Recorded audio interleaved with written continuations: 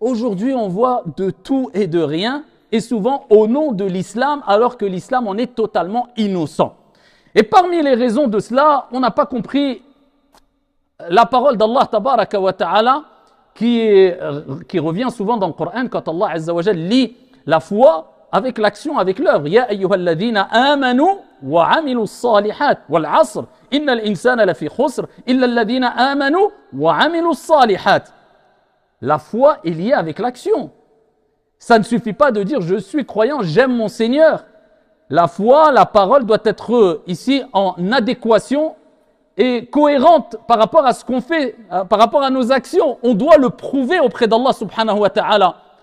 Et pourquoi pas? Alors qu'Allah tabaraka wa ta'ala a vanté ce noble travail, cette noble mission, qui était le travail, qui était la mission des prophètes et des envoyés, à savoir al-amru bil ma'ruf wa nahi 'anil munkar, ad-da'wa ila Allah tabaraka wa ta'ala. Le fait d'ordonner le bien et d'interdire le mal, l'appel à Allah subhanahu wa ta'ala. Et tout le monde est capable d'appeler Allah, c'est pas réservé que aux imams ou aux prêcheurs, mais chacun selon son niveau, chacun selon ses compétences et en révisant toujours son intention.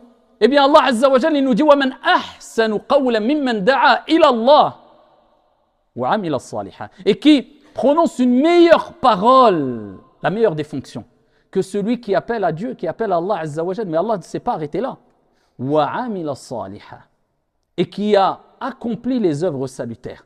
وَقَالَ إِنَّنِي مِنَ الْمُسْلِمِينَ, التواضع, qui agit avec humilité, avec modestie, avec gêne, avec pudeur. Et il dit, je fais partie des musulmans, des soumis à Dieu. Eh bien, Allah Azza wa Jalla appelle à l'action, au prêche, à ordonner le bien, recommander le bien avec sagesse, bonne exhortation. Mais attention, ne t'oublie pas. Ne t'oublie pas. Et voilà le gros problème aujourd'hui. Vous savez, c'est quoi le gros problème qu'on a quand on se perd dans les incohérences, dans les contradictions at-tanaqudat? Vous savez, c'est à cause de quoi? Comme Allah l'a mentionné dans le Coran. Clairement, on s'oublie soi-même. Et on s'occupe plus des autres que de soi-même. Comme il disait Ibn Qayyim, celui qui connaît son âme. Encore faut-il faire un examen de conscience et connaître ton âme et ne pas être dans le déni. Et à ce moment-là, tu verras que tu t'occuperas plus de tes affaires que les affaires des gens.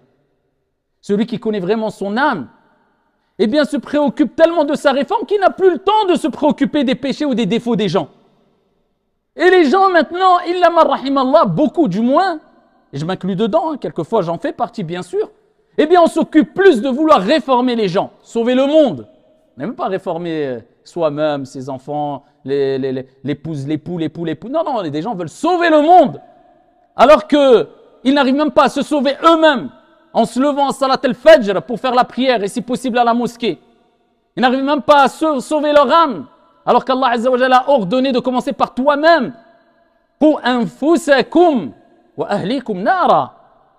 Avant de vouloir sauver le monde, il y a beaucoup d'étapes. Préservez vos personnes ainsi que vos familles du feu, comme Allah Azza wa Jalla a dit dans le Coran. Ils n'arrivent même pas à s'éduquer pour faire des bonnes actions, des prières surérogatoires, les prières à l'heure, donner des aumônes, sourire à son frère, avoir un bon comportement, contrôler sa colère, etc. Et dire, j'arrive pas, je suis pas parfait. Eh bien alors, dans ces cas-là, ne mets pas la charrue avant les bœufs et n'essaie pas de faire le grand réformateur alors que tu n'arrives même pas à réformer ton âme. On commence d'abord par soi-même. Allah Azza wa Jalla nous dit quoi dans le Coran? أَتَأْمُرُونَ النَّاسَ بِالْبِرِّ وَتَنْسَوْنَ أَنفُسَكُمْ وَأَنْتُمْ تَتْلُونَ الْكِتَابَ أَفَلَا تَعْقِلُونَ. Ordonnez-vous aux gens de faire le bien et vous oubliez vos propres personnes alors que vous lisez le livre. وَأَنْتُمْ تَتْلُونَ الْكِتَابَ أَفَلَا تَعْقِلُونَ. Et Allah nous appelle à la raison. Est-ce que vous raisonnez ou pas? C'est une question de bon sens. Ceux qui raisonnent vraiment, ils s'occupent d'abord d'eux-mêmes. Mais non, il y a des gens, on s'occupe des gens et on s'oublie soi-même. Occupe-toi des gens et occupe-toi de toi-même, au moins en même temps. Mais encore une fois, mets pas la charrue avant les bœufs. Ne brûle pas les étapes. Et voilà qu'apparaissent les contradictions. Encore une fois, tout le monde est concerné. C'est pas simplement parce que c'est facile maintenant aujourd'hui. Oh, les imams font ceci. Oh, les prêcheurs font cela. Oh, les savants font cela. Oh, les ceci et cela. Mais tu as oublié que le prophète alayhi salatu wassalam a dit kullukum.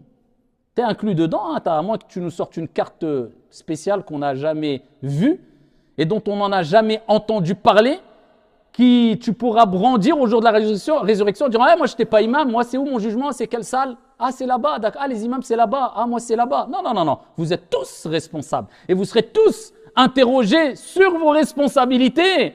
Tout le monde. Tout le monde. Peu importe ta couleur, peu importe ta religion, peu importe, nous, on a cette croyance que Dieu va nous demander des comptes à tous. Celui qui a fait le poids d'un atome de bien le verra. Celui qui a fait le poids d'un atome de mal le verra. Alors, bien sûr, à partir du moment où on prend la responsabilité d'être prêcheur, d'être imam, d'être savant, alors là, la responsabilité est beaucoup plus grande. Ça, c'est sûr. Ça, c'est sûr. Et ça, on ne le remet pas en cause, on ne nie pas cela.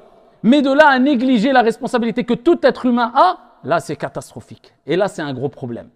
Et c'est pour cela que nous voyons, parce qu'il n'y a pas cette prise de conscience de s'occuper de soi-même, que Dieu nous a mis en garde contre les contradictions. C'est pour cela, ne sois pas étonné quand tu vois des gens qui appellent au bien toute la journée, appellent à la sunna du prophète alayhi salatu wassalam et de suivre les pieux prédécesseurs. Mais par contre, quand il rencontre un musulman dans la rue, eh bien, il a le visage renfrogné, on a l'impression qu'il a vu Iblis.